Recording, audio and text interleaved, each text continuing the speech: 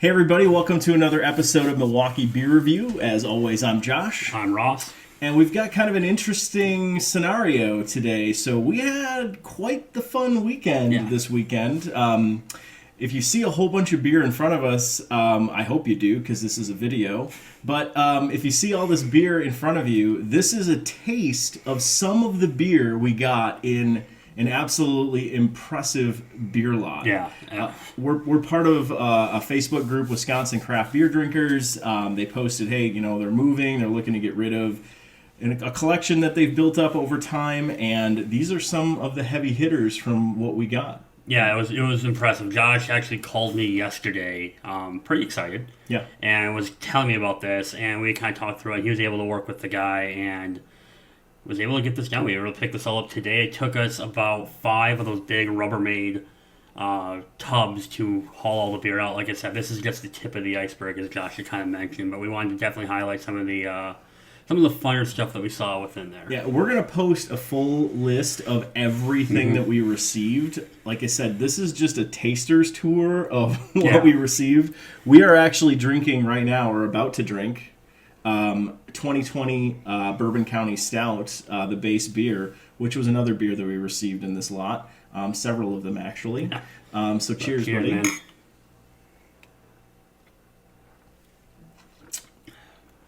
Oh, yeah. Yeah, that's the stuff. One of the best. Yeah. Good beer. So, I think we should just kick this off and get started. We're not going to spend a ton of time on these beers. We just wanted to show these off because this was a lot of fun.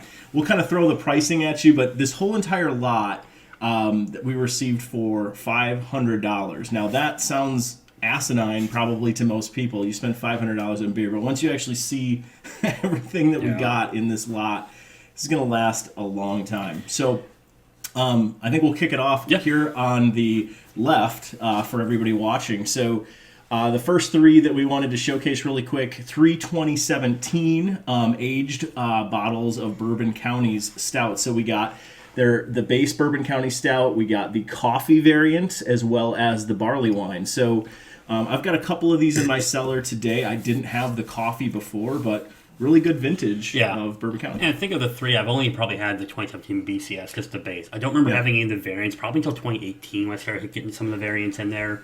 But if it's anything like the coffee beer I've had the last couple of years, or the barley wine we've had the last couple of years, I'm really excited about those other 2. I'm pretty sure I've had the barley wine. I've definitely not had the coffee. I'd be curious. I mean, I haven't tried it. I didn't try it when it was fresh, so I don't know how long that coffee flavor sticks around. But that'll be an interesting one to try, hopefully, at some point here on the channel.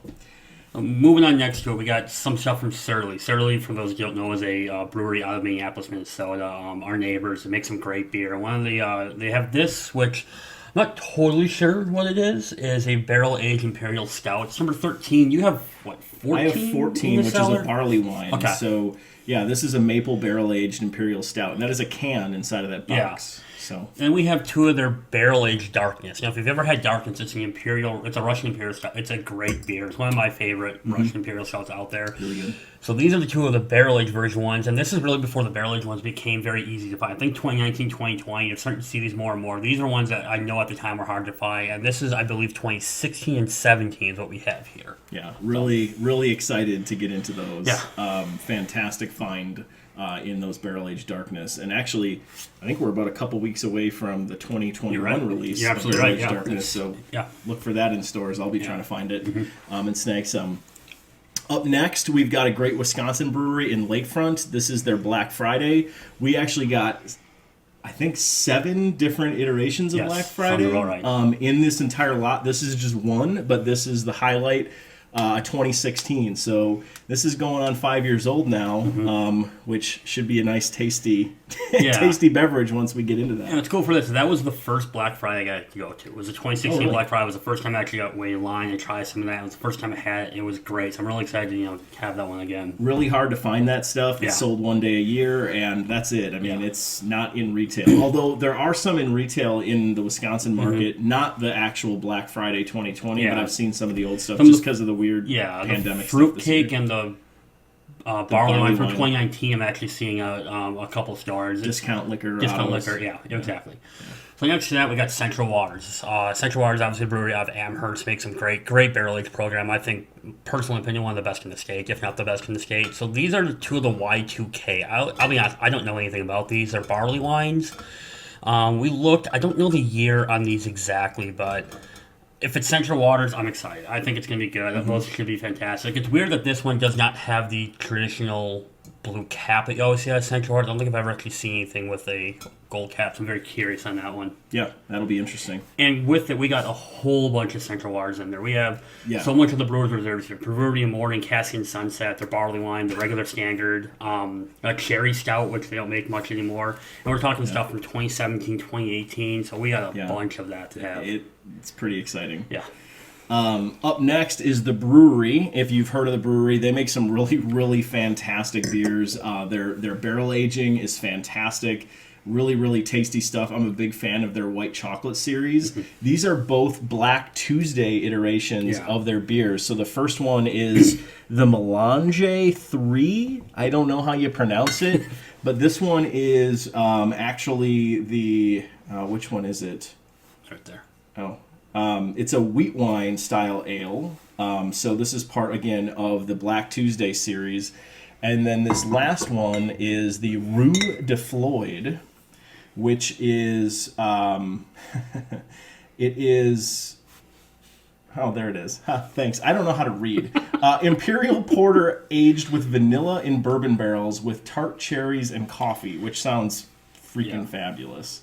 So really excited to dive into that one eventually. And that one's a collaboration with Three Floyds Brewery, which is really cool, because that's another style of brewery, so the fact that those two are working together. Yep. We skipped over one. I don't even know what this is. Oh. This is, the Parabola. Oh, yeah, the Parabola, yep. It's a Parabola. So this is a 2016 vintage. It's Imperial Stout. Be honest, I've never heard of this. I don't know much about it. I've seen a few other peers on the interwebs reviewing stuff from Firestone. The Parabola is pretty popular. I think they're based out of California. It's pretty hard to get that stuff, so haven't tried Parabola before. Really excited to dive into that one in 2016, so it's pretty vintage at this point. So next to that, we have another barley wine. As you can see, there's definitely a theme. The guy we got these from really liked his heavy stout and his barley wine, so a lot of this is what it is. So this is the brewery is called Barrel Roll. It's wing over is what it's called. It's a barley wine aged in rye whiskey and bourbon barrels, which is pretty cool. They got that rye whiskey and that bourbon barrel. This is out of, I believe, California, Redlands, California. Texas, California. So another unknown to us. So I'm excited for that.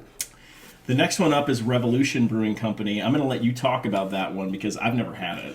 So I'm a big barley wine fan. Revolution is a brewery out of Chicago. And the Straight Jacket, I've heard nothing but great things about. I've had some of the iterations before, and it's really good. It's a really solid, very just flavorful barley wine. This is from 2017, and like I said, I know I've had some of the Straight Jacket before. I don't remember what years I've had, though. So I'm really excited to have that one again, get that one open. Yeah, I haven't had an opportunity to have that one yet, so pretty pumped to dive into that one when we get a chance. The next three, Founders. I'm a big Founders fan from a beer perspective. They've kind of exploded, and they're pretty easy to find some of this stuff nowadays. However, these are 3 bottles from 2017. So we've got a Backwoods Bastard, we've got a CBS from 2017, and a KBS from 2017. Yeah. They do still sell KBS in bombers like this, but CBS is actually no longer being produced.